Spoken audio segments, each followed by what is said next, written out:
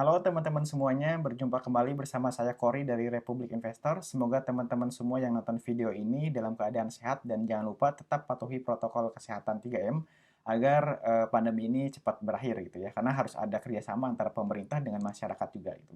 Nah, pada kesempatan kali ini ya, saya akan coba men-sharing ke teman-teman semua terkait dengan pembagian dividen. Karena mungkin beberapa bulan ke depan kita sudah mulai memasuki musim dividen. Biasanya kan ada di antara bulan Maret, April, Mei gitu. Nah, biasanya itu banyak sekali ya saham-saham yang membagikan dividen. Barangkali teman-teman semua yang dividen hunter dan ingin memanfaatkan momentum itu, ya ada baiknya teman-teman semua harus nonton video ini sampai dengan akhir karena saya akan coba menjelaskan 10 saham yang paling tinggi membagikan dividen di tahun 2020.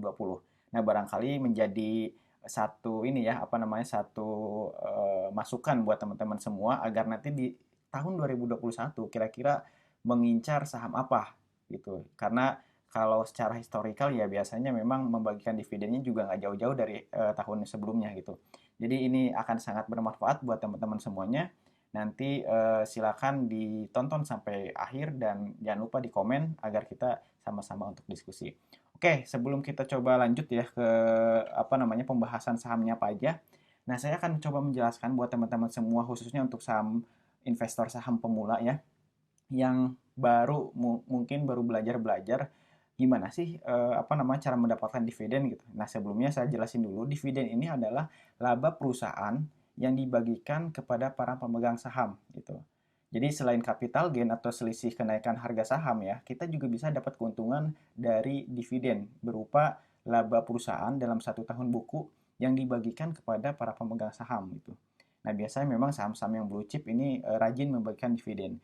Dan di Bursa Efek Indonesia sendiri memang sudah ada indeks high dividend. Jadi 20 saham ya kalau nggak salah yang membagikan dividen tinggi gitu ya. Nah, itu bisa jadi acuan juga buat teman-teman semuanya agar nanti bisa melihat saham apa aja yang selalu rutin membagikan dividen dan dividennya pun juga cukup tinggi gitu ya. Nah, saya jelasin seperti itu. Yang pertama itu saya coba akan jelaskan secara teknisnya. Jadi teman-teman semua kalau ingin mendapatkan dividen ini tidak perlu menunggu sampai dengan 1 tahun ya. Jadi karena ini memang apa namanya secara definisi ini laba tahun berjalan gitu ya. Nah, bukan berarti kita memegang saham tersebut harus dalam 1 tahun baru dapat dividen.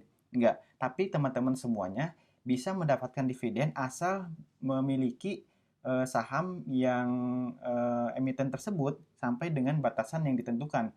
Biasanya ada batasan namanya itu kumdet gitu. Jadi ketika dia membagikan dividen, ada spare waktu kurang lebih mungkin seminggu sampai 2 minggu itu untuk periode pembelian sahamnya. Gitu. Nah, periode pembelian sahamnya ini yang harus investor perhatikan khususnya untuk tanggal kumdetnya. Jadi kumdet ini adalah tanggal terakhir di mana investor mendapatkan hak dividen.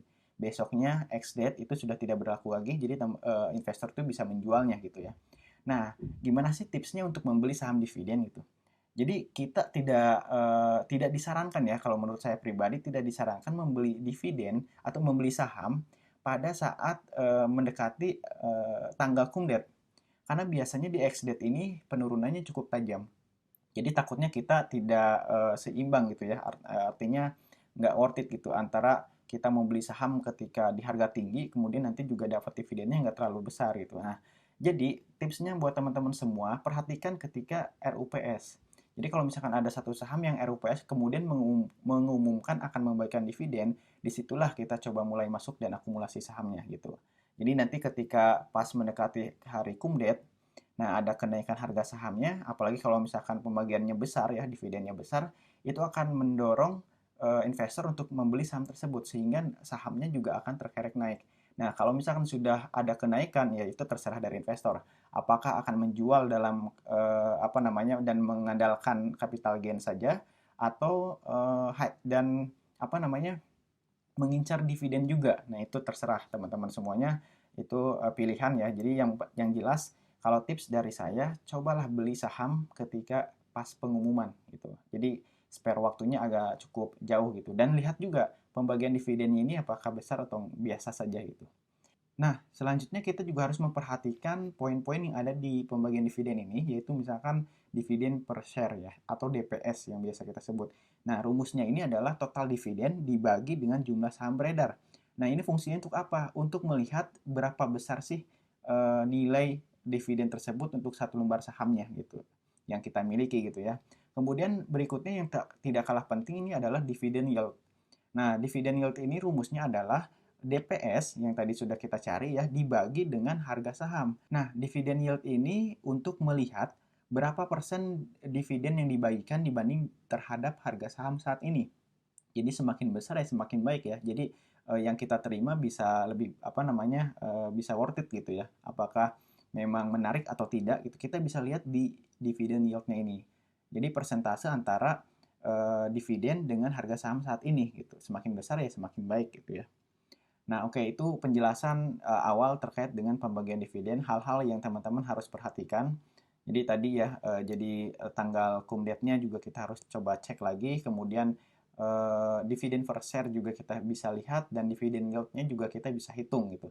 Jadi pembagiannya berapa, kemudian kita bandingkan dengan harga saham saat ini. Nah, itulah yang memang menjadi acuan untuk kita apakah layak untuk dibeli atau tidak gitu. Nah, dividennya kan diumumkan ketika RUPS gitu. Jadi teman-teman bisa ambil posisi untuk saham yang memang membagikan dividen ketika pengumuman pas RUPS.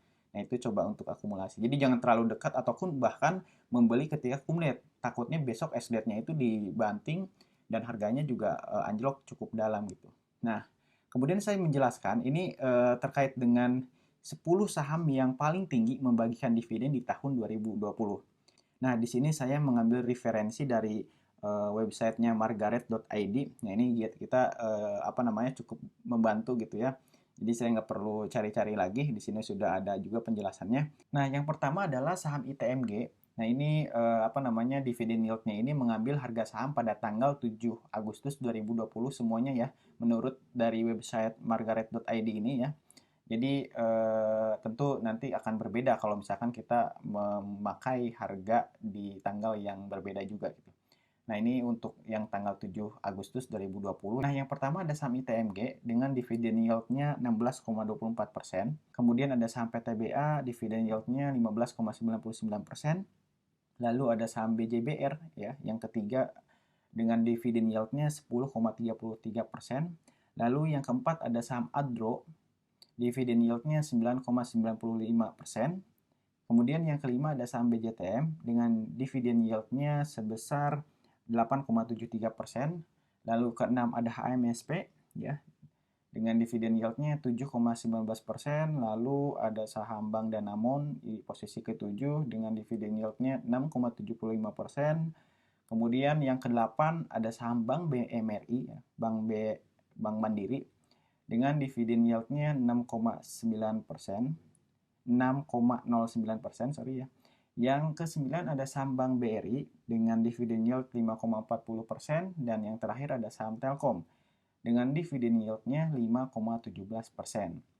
Nah, ini adalah ke-10 saham yang paling tinggi membagikan dividen pada tahun 2020. Memang kalau yang di urutan 4 besar ya, ini didominasi oleh perusahaan pertambangan batu bara khususnya ya ITMG, PTBA, Adro yang memang setiap tahun biasanya juga membagikan dividennya itu tinggi. Selain saham perbankan BUMD ya seperti Bank BJBR dan BJTM. Nah, itu apa namanya beberapa yang sering membagikan dividen dengan nilai yang cukup tinggi. Video ini adalah informasi buat teman-teman semuanya, jadi tidak ada rekomendasi. Silakan disesuaikan lagi dengan trading plan masing-masing dan tentunya harus terus dicek lagi di update terbaru gitu ya agar nanti kita membelinya itu semakin yakin lagi gitu. Ini sebagai bahan informasi tambahan buat teman-teman semuanya. Jangan lupa buat teman-teman semua yang mau membuka rekening saham dan bergabung di grup bersama tim Republik Investor, silakan hubungi kontak person di bawah ini. Oke, jangan lupa di-share apabila video ini bermanfaat dan like, komen, dan subscribe channel Republik Investor. Terima kasih, sampai jumpa di video berikutnya.